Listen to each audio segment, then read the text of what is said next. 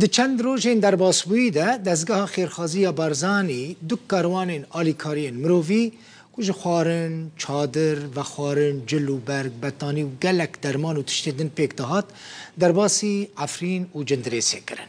لعفرین برپرسین دزگاه خیرخوازی بارزانی لگل کسایتی و رسوپین دور جویان.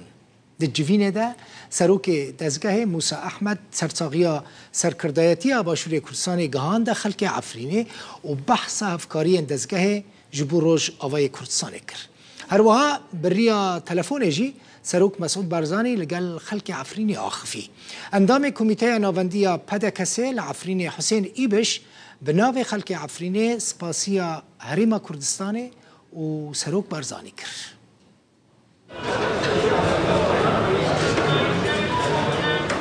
دزگاه خیرخوازی بارزانی لعفرین روجاوای کردستان معزوانی ریسپی و کسایتین هرمی کرد. آرمانجا معزوانی او بو سرساغی سرکردایتی باشوری کردستان بگهینه روجاوای کردستان. هفدم بحث هفکاری دزگاه ناوبوری با روجاوای کردستان هات کرن. جناب سروک بارزانی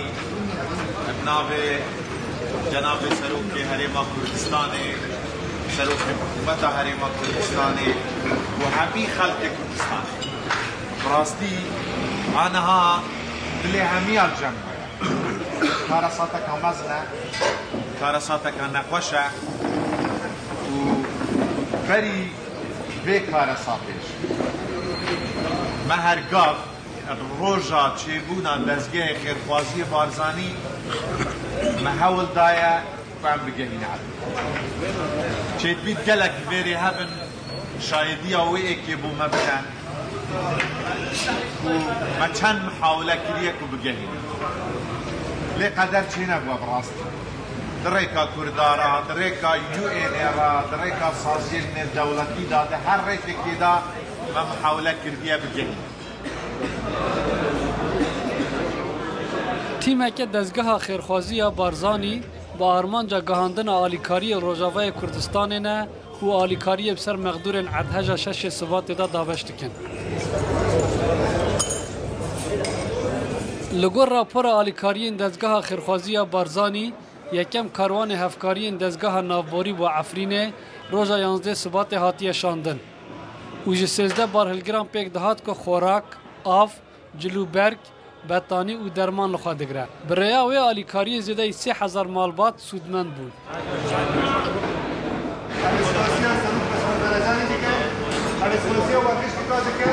انشاءالله هر تنگیات هایه با مجبور حل برازانی هر کسی دبار پیجیده شهید بیا رحمتی بیا لله الفاتحه.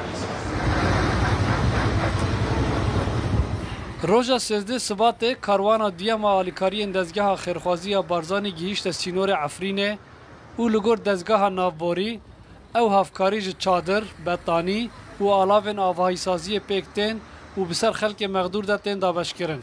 جغی نیویجی دزگاه خیرخوازی بارزانی دبیجه ده چند روژن پیشتا تیم پزشکی دشینن حریم عفرینه.